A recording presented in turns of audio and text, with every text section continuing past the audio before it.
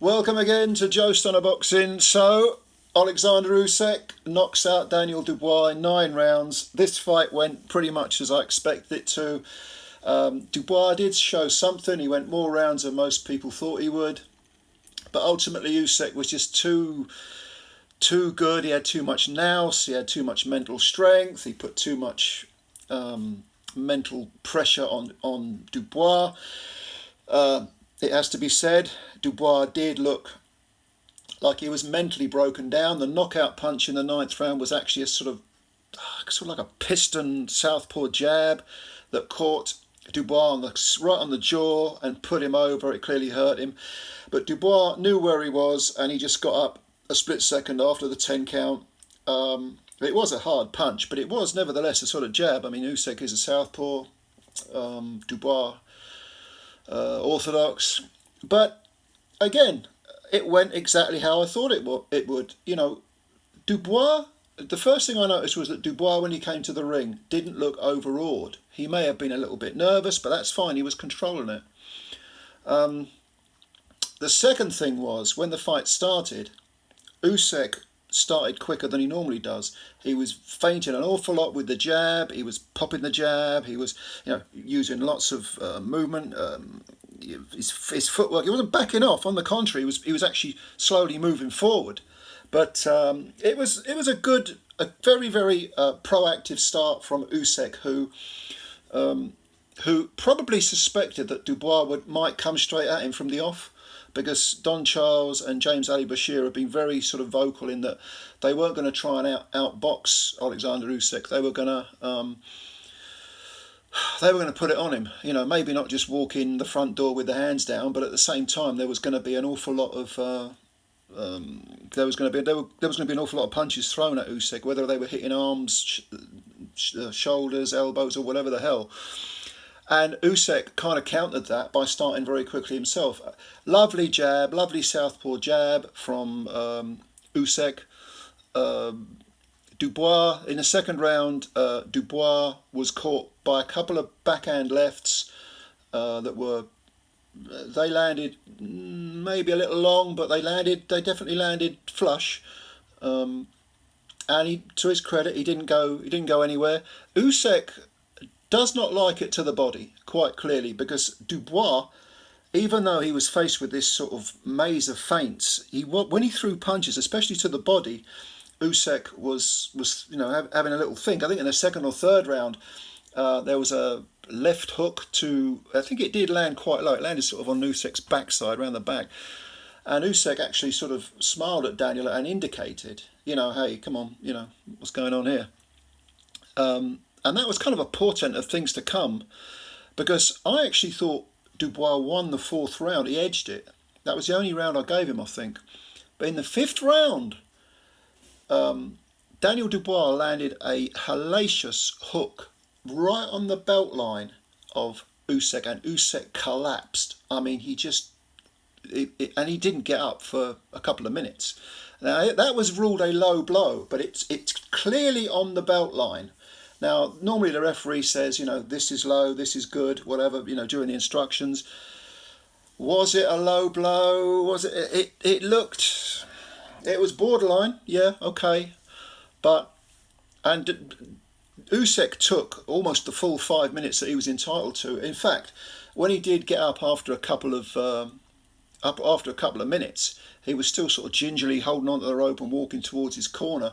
And the referee said, are you okay to continue? And Usyk was saying, yeah, no problem. And the referee was saying, well, take more time. I mean, look, I know a few idiots are going to say, oh, it was rigged, it was a fix. Oh, shut the fuck up, you idiots.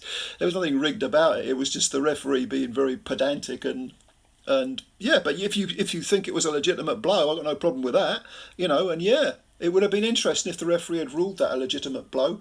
Could Usyk have gotten up? I doubt it. But it was considered low. Now, you would think that from the 6th round onwards, you would think that Dubois would come straight at Usyk and unload to the body. And he was landing individual punches to the body, no doubt about it. But not nearly enough of them. And he wasn't throwing enough punches in general. Okay, if he'd unloaded, he'd have left himself open.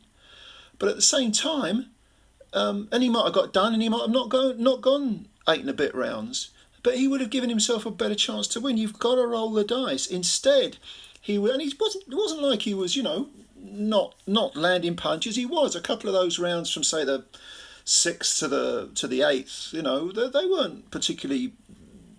Well, round 6 and 7 weren't particularly one-sided. I gave them to Usyk, but Dubois was still in it.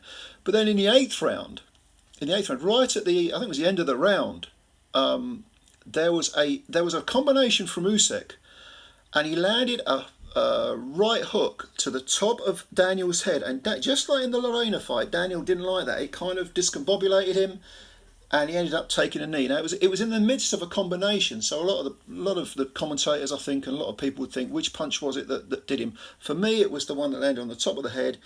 It took away his legs, made him do all sorts of shimmies, and he went down. Not unlike the way he did against Lorena. He got up. That was at the end of the eighth, though. And in the ninth round, that's when Usyk closed the show. And I think by that point, the one black mark against Dubois' performance is that he did appear to mentally unravel from rounds 7, 8, 9. He was clearly feeling the pace physically and mentally in round 7, from about the seventh round. The eighth round, when he got put down, that probably took away what was left of his fortitude, his determination, his self-belief, I guess. And in the ninth round, when he got hit cleanly by that sort of weird power jab, unfortunately, you have to put a big fat question mark over his desire. He can be broken. The Joe Joyce fight, okay, the guy had a fractured eye socket and he sat out the count. But this time round, I'm going to be far less generous. I think he could have gotten up. And Daniel Dubois, when it comes to the crunch, clearly doesn't have the confidence or self-belief to sort of hang tough. I mean, there's a shade of the Ryan Garcias about him, I think, which is a shame because he did do some good work before the stoppage. He did do some good work. He just didn't do enough of it. What he can do is he can look at this fight and look at the mistakes he made, not being industrious enough, not having the level of output he needed. And he can feel very unlucky about that so-called low blow in the fifth round. He can feel unlucky about that, no doubt about it. Frank Warren was interviewed with Daniel afterwards, and I think they're definitely not happy about that. The low blow, they felt it was a legitimate punch and that Daniel should be the new champion. The debate's going to rage. It was definitely on the belt line. Yeah, I would have called it a legal punch personally, but one punch doesn't define a fight. If Daniel is able to land that one punch, why did he suddenly give up the body for the majority of the rest of the rounds? I don't understand that. And I understand that it's easier said than done to throw punches because you were leaving yourself open. But ultimately, if you've got the chance to win 3 of those belts, to make put yourself in the history books, to pave the way to making millions and millions of pounds, you've got to leave it all in the ring. You've got to wake up the following morning and say, okay, I lost, but I gave everything. I couldn't have done any more. And although you're disappointed, looking back, you'll take something from that. You'll say, okay, I next time I'm going to do this. Okay, I need to work on that. It